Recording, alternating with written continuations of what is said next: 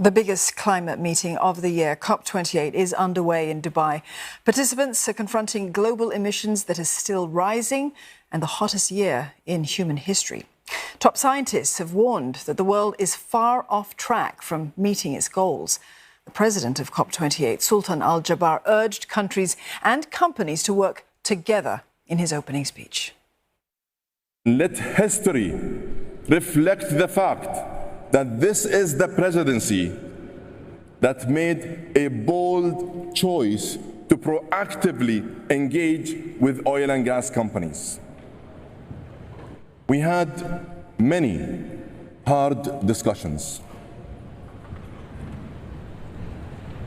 Let me tell you, that wasn't easy.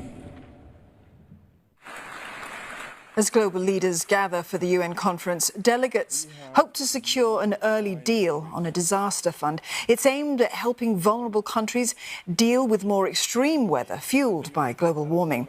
Nearly 200 nations are set to agree on details for running the fund. United Arab Emirates, one of the world's top 10 oil producers, is hosting the summit this year. More than 70,000 delegates are expected to attend the two-week-long climate talks. Governments are preparing for marathon negotiations on whether to agree on new ways to keep the planet from heating too much by the end of the century.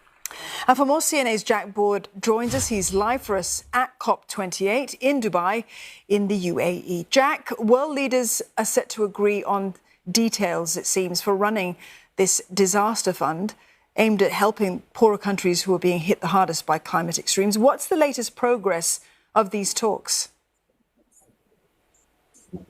Hi, Dawn. Yeah, look, it's an early sign of its success. It's exactly what the UAE presidency would have been hoping for, to show that it can be a leader at these so critical climate talks. So what we are expecting, as you mentioned there, is that some 200 nations will agree by tonight on a text for the workings of a loss and damage scheme. Now, this is something, it's not unexpected, but it could be historic. It's been something that's been in the works for more than a year. It kick-started at COP27 in Egypt last year. It's taken more than a year of back and forth to get to this point, but it's certainly a good start to the climate discussions. So what does it mean? It means that a fund will start delivering, maybe by the early parts of next year, funds directly to nations right at the forefront of climate change impacts, mostly nations in the developing world that are bearing the brunt of extreme weather that we're already starting to see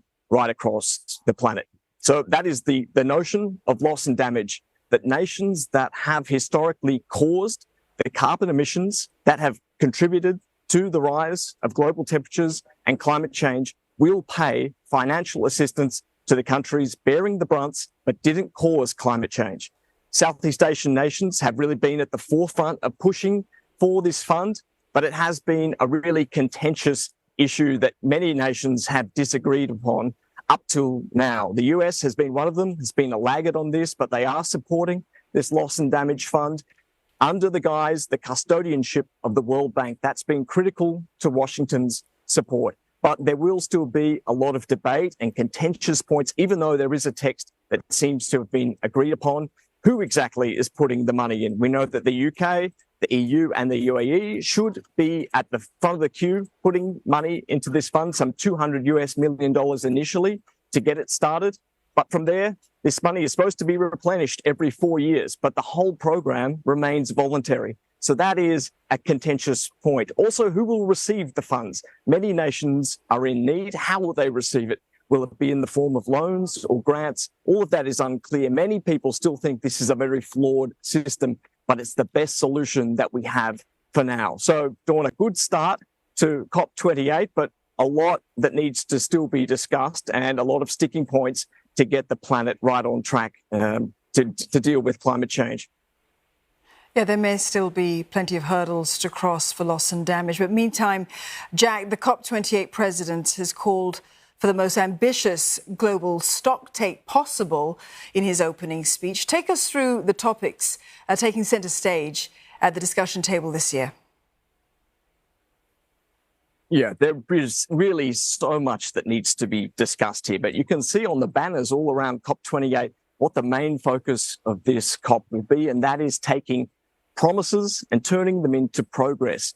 The main aim of this is actually getting countries to ramp up the levels of ambition and then turning that into actual actions that can help us prevent the type of global temperature rise that the world is already witnessing. The latest scientific reports shows that the planet's on track for 2.8 degrees of global warming or worse, based on the pledges and the action that has been taken so far. The global stocktake, as you mentioned, is really critical to the agenda here. The data has been gathered over the past 2 years. It's meant to show how much progress has been made since the Paris Agreement in 2015, so 8 years on from there, how much has been done and what still needs to be done in the years ahead. Critically, up to 2030. This is when climate science says major action must be taken if we are to remain on this pathway to 1.5 degrees of temperature rise, where we would avoid the worst of climate change. Right now, we're not on track, woefully so. So a lot needs to take place in this global stocktake and for countries to ramp up their ambition. It's not looking good. Given all that's happening in the world right now, especially conflicts ongoing in the Middle East and Ukraine, we're not expecting much ambition to be raised here. What we may see some better progress with is this push for the green energy transition. We may see a pledge to triple the amount of renewables installed around the world by 2030. The US and China are behind this, so there could be some more good news coming out of COP28. We'll keep an eye on it over the next 2 weeks. I certainly hope so. We'll look forward to some good news from you, Jack, as the days progress there at COP28. Jack Board there, reporting for us live from Dubai. Oh, the climate change crisis is happening whether or not we are ready to deal with it. Earlier, I spoke to a former climate chief at the United Nations. Patricia Espinosa says this crisis must be met whatever other challenges, geopolitical or otherwise, also confront us. Although we are conscious of all these challenges, we cannot wait to have an uneventful year to act on climate change. We have to also acknowledge that climate change is posing this terrible existential threat to all of us. Not to the planet, actually. We frequently say... Pardon me for cutting in, Ms. Espinosa. Yeah. Yes, please. The warning please. of this being an existential crisis, we hear it every time someone of any consequence like yourself delivers a statement on our actions or lack of actions on the climate crisis. It appears no one is listening if we look at what is being done to address this climate crisis. Does that strike you as odd? Well, I think we do need to acknowledge that we have made progress since Paris, that we have made progress also since the time that the convention was adopted. However, I don't want to sound complacent, and it is true. We are absolutely clear, and science is telling us that we are not yet there where we need to be, and we are actually very far from there. So what I would say is that we need to come to this conference. We need leaders to come to this conference with a different mindset, with this consciousness that investing in climate action is investing in their own future, in their own community's future, and that it is not about, helping others, that there is no way that anybody alone can overcome this incredible challenge. So this is, in my mind, what needs to happen. We need to see this new ambition by all leaders to work together to, in spite of so many other problems that we are all individually facing, to put the interest of humankind above the immediate interest, because at the end it will hit us all. All right, Ms. Espinosa, you mentioned the Paris climate deal. Now, that was adopted in the COP28 COP21 in Paris in 2015. Now, if we look back at then, I was struck looking at pictures from that particular summit, the jubilation, the celebration, and also the leaders who turned up there. So we had Barack Obama, we had Xi Jinping, we had, in fact, Vladimir Putin being very cordial with the German Chancellor. Now, this time, COP28, you do not have either the US or China, their leaders turning up. You've got their climate envoys instead. China's climate envoy, in fact, going to retire next month.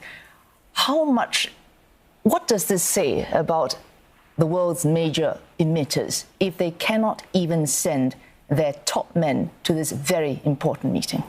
Well, I would say that, first of all, I do want to emphasize the incredible contributions that the two envoys, the U.S. envoy John Kerry and the China envoy Minister Xi, have done together to the process for many, many years. And it has been really, in many ways, leadership by China and the U.S. that has helped put together many of the deals that have brought the process forward. Now, having said that, yes, of course, the presence of the leaders is always a very powerful message. At the same time, I would say that what we need to see now, beyond the presence of leaders, is the actions, the commitments, especially, for example, on finance, because finance is a catalyzer for climate action. So we would need to see the willingness to fulfill the commitments that developed countries have made about finance, but beyond that also to increase contributions towards adaptation, and of course now towards the new loss and damage fund that we of course hope will be established here at COP28 in Dubai. All right, let's pick up with the loss and damage fund. Now, that was agreed upon to set up this fund in the last COP, so that was last year in Sharm el-Sheikh. It was to set up this fund, which is different from other funds because it helps developing countries actually cope with the effects of climate change that they see right now. Now, the easy part was last year, agreeing to have this fund. This year, they have to actually set it up and actually put money in it. I do hope that this recommendation can be adopted. I think it would show a good progress in a very difficult issue. And you were mentioning that the easy part was agreeing to having the fund. And I would say, actually, I'm not sure if I can agree with you on that, because it was a big political decision for many countries to accept to have a loss and damage fund, particularly the ones that know that once the fund is established, they will have even more pressure to be providing funds against that. I do hope that the recommendations by the Transitional Committee are accepted. It would mean that all developing countries, as you say, could benefit from that fund, but also a very important feature that they could benefit not only through their national governments, but also through their local governments, local authorities, and even communities could benefit from that. That's a very, very novel feature of the recommendations that we see in the document that has emerge from the Transitional Committee. So when you talk about finance, there are many areas in which we can see progress. So, for example, on adaptation, on mitigation, on loss and damage fund as well, where at the very least you need to see actual money being put where the mouths are in this particular COP28. Final question. Yes, I think we need to see the money coming in, of course, for the loss and damage fund, because a fund without money, is not going to be able to make any good. And we also need to see money going into the international financial organizations like the World Bank and the regional development banks, but not only money coming in, at the same time also a new way of operating that really makes financing accessible to those who need it.